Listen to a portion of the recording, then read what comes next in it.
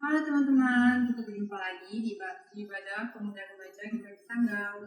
Kita akan memulai ibadah kita pada hari ini. Kita menyanyikan sebuah pujian yang mengatakan Bapa Engkau sembuhkan.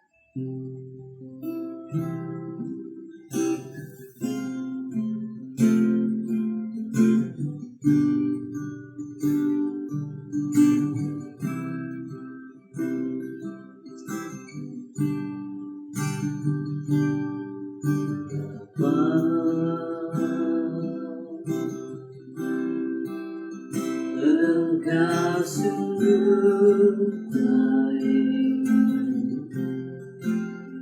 kasih-Mu melimpah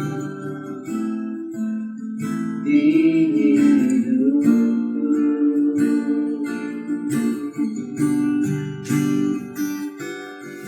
Bapa,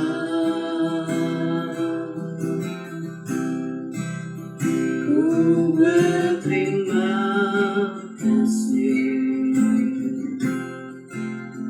berkat-Mu hari ini yang Kau sediakan bagiku. Naikkan syukurku buat hari yang Kau beri. Tak habis-habisnya kasih dan rahmat-Mu,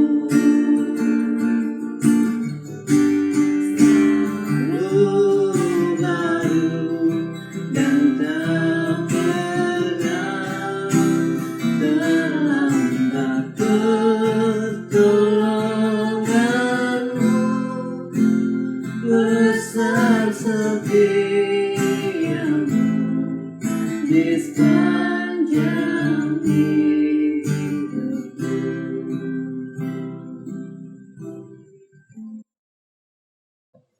Sebelum kita menyambut firman Tuhan, kita menaikkan sebuah pujian berkat kemurahan Tuhan.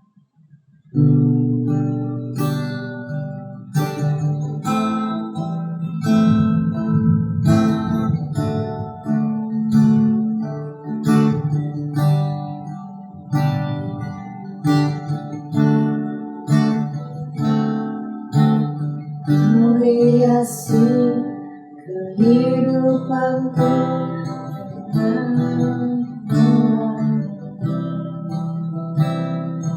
Kau rancangkan masa depanku penuh dengan harapan. Aku ada saat ini, semuanya karena kasih-Mu. Aku hidup hari ini, semua berkat murah-Mu. Terima kasih, Yesus, Engkau sungguh baik dan amat baik bagiku.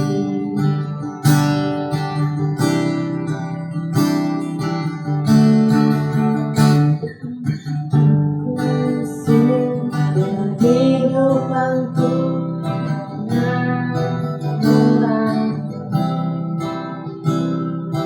Kau rancangkan masa depanku penuh dengan harapan. Aku ada saat ini, semuanya karena kasih-Mu. Aku hidup hari ini, semua berkat kemurahan-Mu. Terima kasih, Yesus, Engkau sangat baik, teramat baik.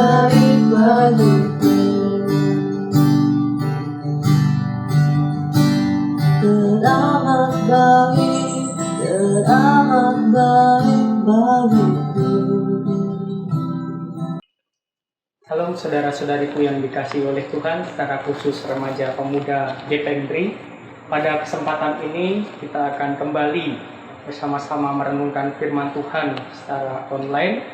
Saya mengajak kita semua untuk membuka Alkitab kita dalam kitab Injil Matius pasal yang ke-7, ayat yang ke-24 sampai dengan ayat yang ke-27. Sebelum kita membacanya, mari kita berdoa. Bapa Surgawi, kami sungguh bersyukur untuk kesempatan yang Tuhan berikan bagi kami semua. Pada kesempatan ini kami dapat membaca dan merenungkan firman Tuhan. Kami rindu untuk dipimpin oleh Tuhan, diberikan pengertian dan pemahaman atas kebenaran firman Tuhan yang akan kami baca dan kami renungkan. Makasih ya Tuhan, kami serahkan waktu ini dalam tangan kuasa Tuhan. Di dalam nama Yesus kami berdoa. Amin. Baiklah, kita membaca firman Tuhan yang terdapat dalam Injil Matius pasal yang ke-7, ayat yang ke-24 sampai dengan ayat yang ke-27. Saya akan membacakan bagi kita semua. Di atas perikop yaitu 2 macam dasar. Setiap orang yang mendengar perkataanku ini dan melakukannya, ia sama dengan orang yang bijaksana, yang mendirikan rumahnya di atas batu.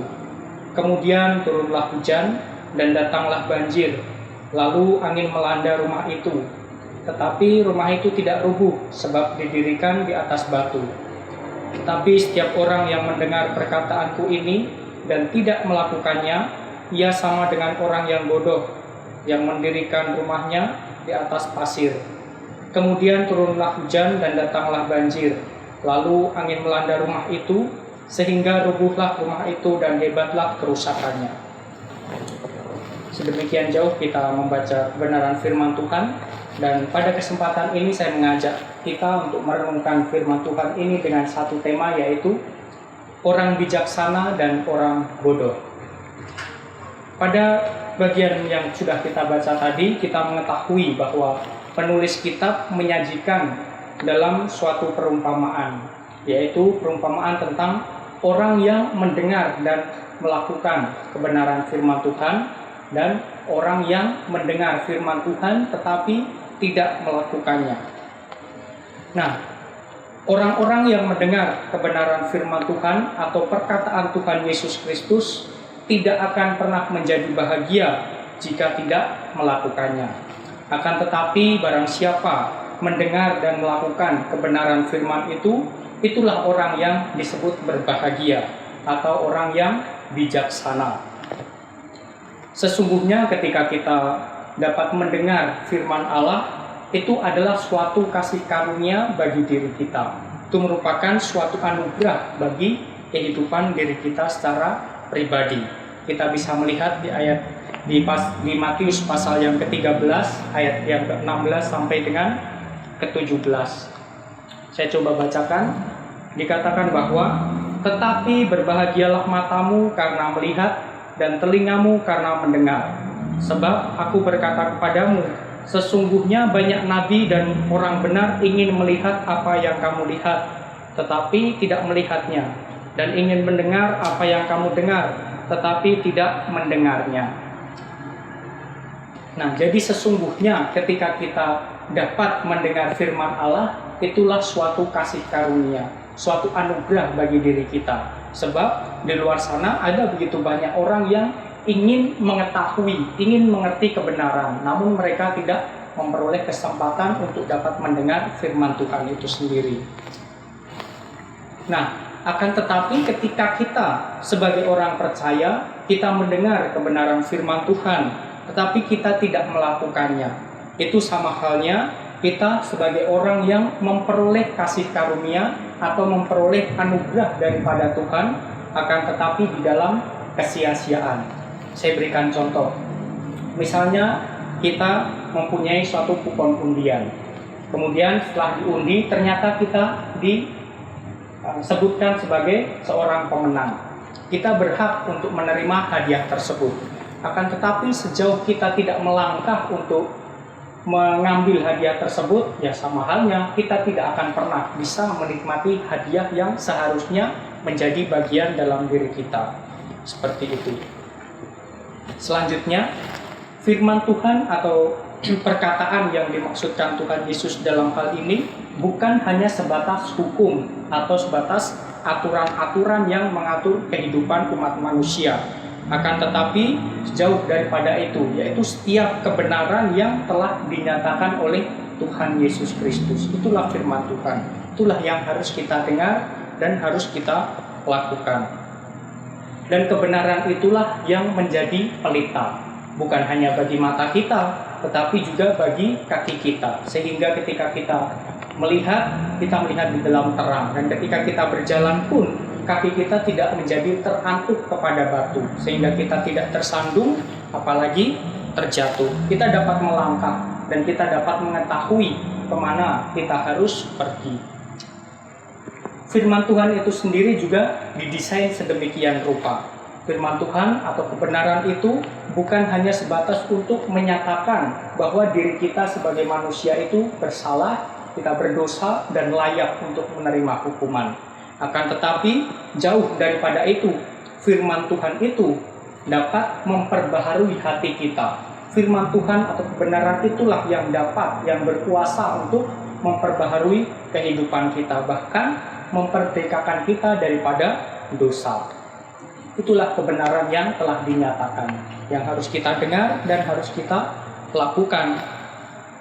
Nah, sebagai pemuda remaja Kristen, tentu kita tidak hanya cukup untuk mendengar firman Allah dan memahaminya. Kita tidak cukup hanya untuk mendengar dan mengingatnya saja. Dan kita juga tidak cukup hanya mendengar firman dan menyampaikannya kepada teman-teman kita yang lainnya. Tetapi kita perlu untuk menjadi pendengar firman Allah dan melakukan kebenaran itu sendiri. Sebab orang yang berbahagia adalah mereka yang sungguh-sungguh mendengarkan firman Allah itu dan melakukannya. Sekali lagi saya mengajak kita membaca untuk Injil Yohanes pasal 13 ayat yang ke-17. Saya bacakan, di situ dikatakan bahwa jikalau kamu tahu semua ini, maka berbahagialah kamu jika kamu melakukannya. Jadi yang disebut berbahagia adalah mereka yang mengetahui dan melakukan kebenaran firman Tuhan itu sendiri. Sementara mereka yang mendengar firman Tuhan tetapi tidak melakukannya, itu ibaratkan keagamaan mereka hanya berdasar pada pendengaran saja. Mereka tidak melakukan langkah ke depan. Mereka mengetahui apa itu kebenaran, tetapi tidak mengakuinya. Mereka memiliki suatu perencanaan, tetapi tidak pernah melakukannya. Dan mereka mengerti tujuan hidup mereka sendiri, akan tetapi mereka tidak pernah berjalan untuk mencapai tujuan tersebut. Mereka hanya mendengar, tapi tidak melakukan firman Tuhan itu. Itulah orang yang hanya duduk diam di tengah jalan menuju surga. Dan kita tahu, ketika seseorang hanya duduk diam di tengah jalan, maka orang tersebut tidak akan pernah sampai kepada tujuan akhirnya. Dia akan hanya berdiam diri saja di situ dan tidak akan pernah sampai pada garis akhir. Itulah orang-orang yang mengikut Tuhan Yesus, tetapi hanya setengah hati. Atau kita sering sebut dengan orang-orang yang hanya suam-suam kuku.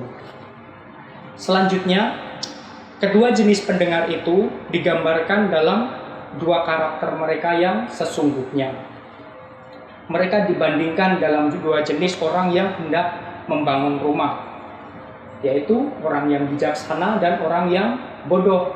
Nah, orang yang bijaksana, dia akan membangun rumah di atas dasar batu. Dan orang yang bodoh, dia hanya akan membangun rumah di atas dasar pasir. Dan kita memang mengetahui bahwa ketika seseorang membangun rumah di atas dasar batu, maka dia akan mengalami kesulitan, mengalami banyak tantangan, mengalami banyak proses yang harus dia lewati. Akan tetapi, sesungguhnya bukan hal itu yang ditekankan dalam teks ini. Sesungguhnya yang ditekankan adalah dasar yang kita pilih untuk membangun rumah itu tadi. Jikalau kita memilih dasar pasir, ya kita akan mengetahui akibatnya. Ketika kita memilih dasar batu, kita pun akan mengetahui akibatnya bagaimana. Ketika kita membangun rumah di atas dasar pasir, ya ketika hujan datang, banjir melanda, pasti akan cepat rubuh. Kan dikatakan di sini ya pasti rubuh, kerugiannya pun banyak. Tetapi orang yang membangun rumah di atas dasar batu, ya tentu saja ketika hujan datang, bahkan badai datang, tentu dia tetap akan tenang-tenang saja karena dia mengetahui dasar yang dia gunakan, dasar yang dia pilih adalah dasar yang tepat. Nah, sebagai pemuda remaja Kristen, kita juga harus bisa bersikap bijaksana. Kita harus bisa memilih mana yang tepat. Jika kita hanya membangun kehidupan kita, membangun pola berpikir kita, membangun tujuan hidup kita hanya di atas dasar kesenangan pribadi, hanya di atas dasar kepuasan diri sendiri, atau hanya di atas dasar hal-hal yang sifatnya fana, ya kita harus bersiap-siap untuk menerima segala kerugian, segala konsekuensi yang harus terjadi dalam diri kita. Akan tetapi ketika kita mendasarkan kehidupan kita atau kita berdiri di atas dasar yang tepat, yaitu firman Tuhan, yaitu Yesus Kristus, nah tentu kita juga akan tetap tenang-tenang saja. Kita mengetahui bahaya itu pasti akan ada. Bagi siapapun orang yang hidup di dunia ini tentu akan mengalami yang namanya bahaya, mengalami yang namanya persoalan hidup. Tetapi ketika kita sudah menginjakkan kaki di atas dasar yang tepat, sekalipun ada bahaya dari samping kiri, samping kanan, depan, ataupun belakang, kita mengetahui kita berdiri di atas dasar yang tepat. Dan dasar yang kita gunakan itulah yang akan menolong kita, yang akan memungkinkan kita untuk dapat melewati, untuk dapat menerobos segala bentuk permasalahan, segala bentuk persoalan di tengah-tengah kehidupan kita. Nah, oleh sebab itu, marilah kita sebagai pemuda remaja Kristen, kita menempatkan diri sebagai orang Kristen yang bijaksana, yaitu orang yang dengan sungguh-sungguh mau mendengar firman Tuhan dan dengan sungguh-sungguh juga mau menerapkan firman Tuhan tersebut dalam kehidupan kita sehari-hari. Amin untuk firman Tuhan. Mari kita berdoa. Kami bersyukur ya Tuhan untuk firman-Mu pada kesempatan ini yang boleh kami baca dan kami renungkan bersama-sama. Kami rindu untuk ditolong, untuk dipimpin oleh Roh Kudus, sehingga kami pun bukan hanya menjadi pendengar saja, tapi sungguh-sungguh dimampukan untuk melakukan kebenaran firman Tuhan di dalam kehidupan kami hari lepas hari. Terima kasih ya Tuhan Yesus, kami serahkan kehidupan kami dalam tangan kuasa Tuhan. Haleluya.